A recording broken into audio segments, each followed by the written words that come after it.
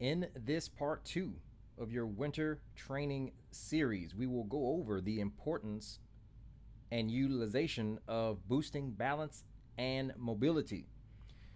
If you understand how the golf performance curriculum performs, balance and mobility create almost this Venn diagram between the second and third phase of the golf performance compendium.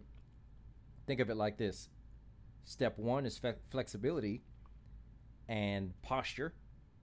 Second phase is mobility, pure second phase and body control. Third phase is balance and stability and or core conditioning.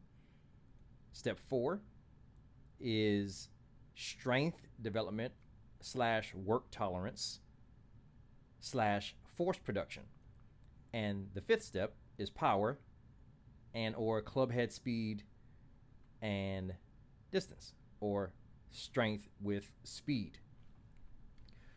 So in this lesson / video, we're going to go over just some basic drills that you can do as you start to get your off-season practice routine dialed in. Now, as I mentioned here, why is stability and mobility important? Mobility is going to take your newfound flexibility and transfer it into actionable and realistic results into your golf swing. Mobility is essentially body control. Mobility is flexibility applied to a coordinated movement. Depending on the context in which it's mentioned, if you're in a therapy environment, mobility may mean, yes, the increased range of motion in joints. If you have a frozen shoulder, you want to be able to increase the mobility in that joint to restore normal movement and function in it. As it relates to golf performance and the maximum golf performance curriculum, mobility in this sense is body control. It's just so we are clear on the nomenclature and such. Now, balance we will put under the umbrella of actual balance or being able to control your center of gravity during the golf swing. But we will also add the stability component to balance. Stability meaning being able to maintain your body's not only center of gravity, but be able to maintain what we call your optimal instantaneous axis of rotation during the golf swing. In other words, being able to safely and efficiently apply forces through your body without hurting yourself is the short explanation for that. So that is what stability essentially is. There's intrinsic stability, meaning your body being able to produce forces in a safe way. And then there's extrinsic stability, meaning that your body can execute all components of the golf swing efficiently and safely. So that's, again, here's what we're working on in terms of here. So the exercises that I want you to focus on here, and again, if you have not done so already, my Start Strong Golf Performance / warm-up system is one of the foundational routines that you can do to get yourself dialed in. This will address both the flexibility and mobility components of your golf performance program. So the two exercises that you're seeing here, one is addressing mobility. It also addresses flexibility as well. And the second one is addressing stability, particularly intrinsic stability. You cannot have extrinsic stability or safe and effective and long-term extrinsic stability without first having intrinsic stability. So we start with intrinsic stability, and you're seeing here the horse stance dynamic.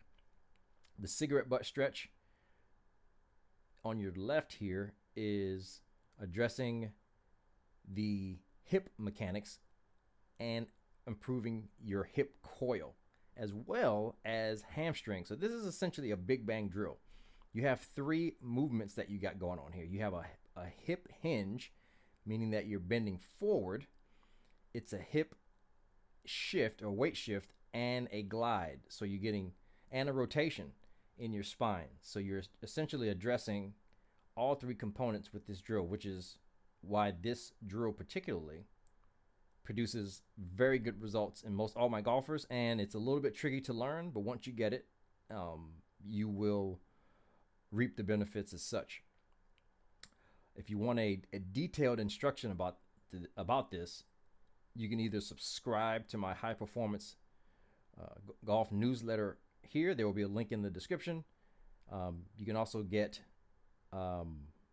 my Start Strong Golf Performance System ebook, or I'm gonna probably cue the video that you can watch that could be attached here, and it has detailed instructions on how to do this within one of my videos that I've made prior to this one.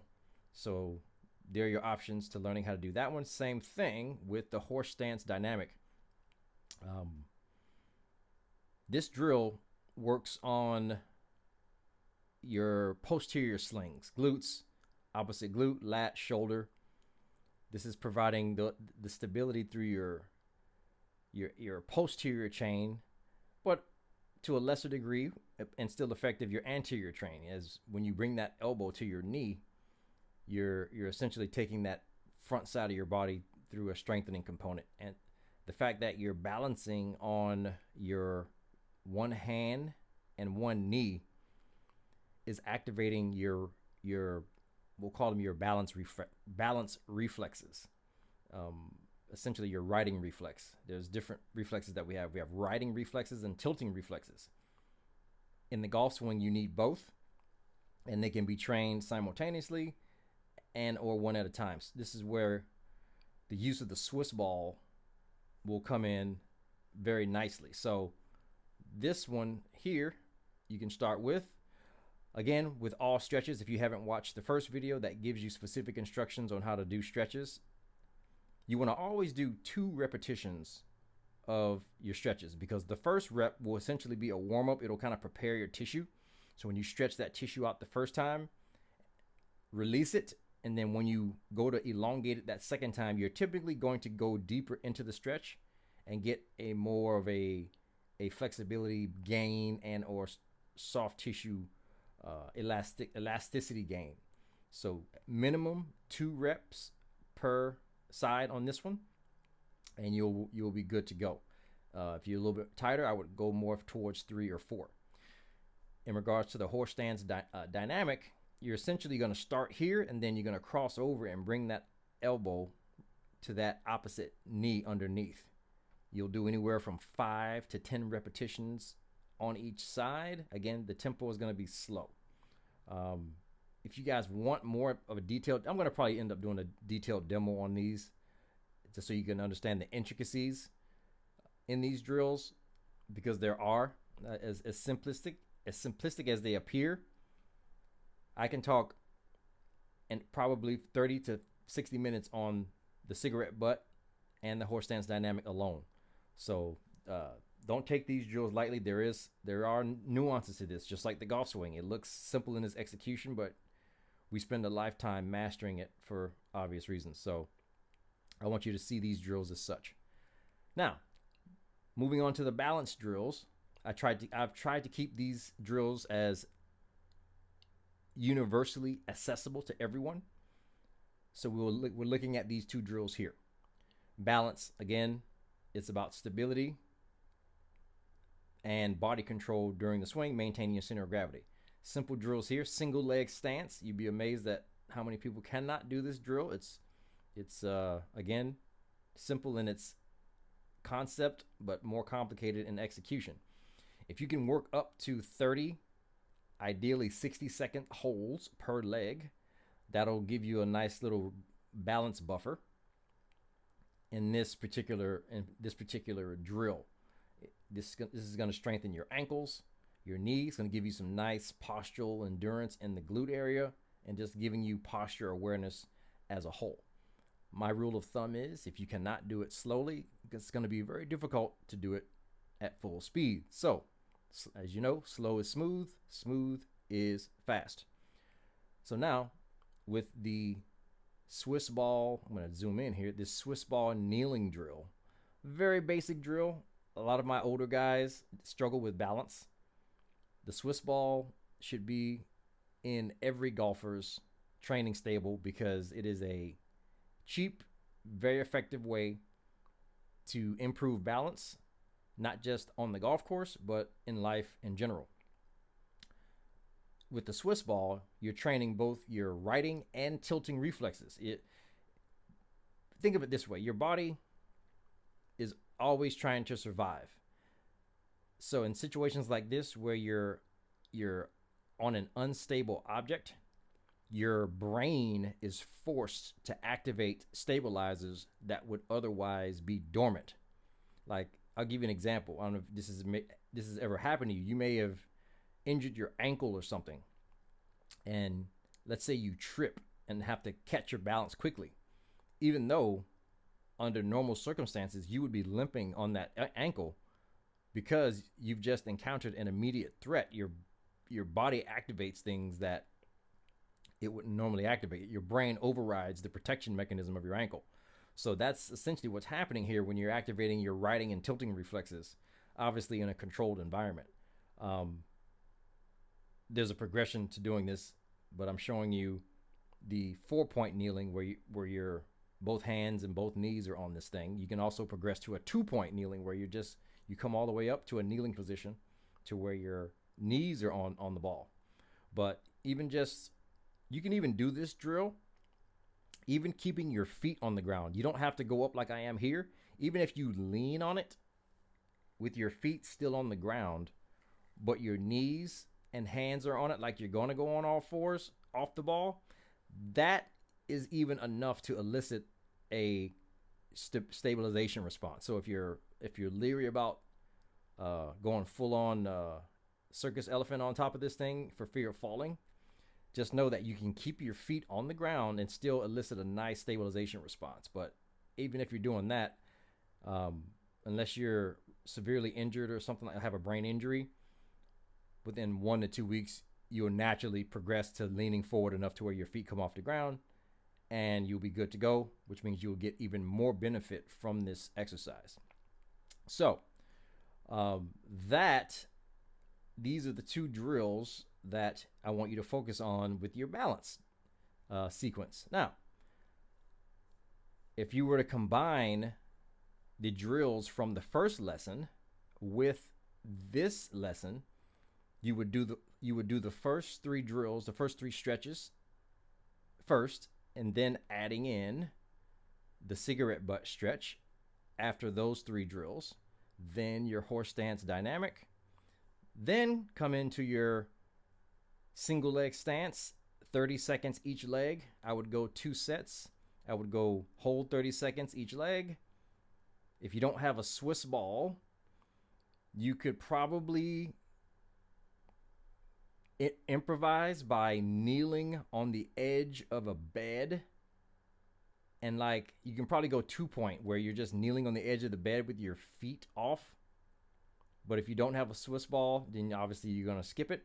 If you have a Bosu ball, that can work as well, just standing on it. So again, these are super rudimentary. I'm doing this to have as many people access this as possible. If you're more advanced than this, then by all means, go from there. I will have more advanced drills forthcoming. But again, this is about execution and getting into your routine. Now, after you've practiced your drills from lesson 1 and this one, then you would go into your actual golf swing practice. Again, starting with your posture and setup, executing the 3 components of your golf swing slowly: takeaway, mid takeaway, full backswing, half downswing, follow through. Just do those for a couple of reps and then practice your full swing at a very slow speed with full follow through. And then depending on what particular swing fault that you're dealing with at any given time, you do your corrective drills from there. Um, Again, I have tons of articles and things like that that can help you address whatever you're dealing with inside of the High Performance Golf newsletter, um, article archives, and go from there. And again, if you have not done so already, go ahead and get the Start Strong Golf Performance System, as that will make this learning process significantly easier for you. All right, guys, that's pretty much it. I want to keep it short, sweet, to the point, so that way you can do more practicing and less watching. All right, we'll see you in the next one. And if you have not done so already, please like and subscribe. And I will see you in the next one. Appreciate you.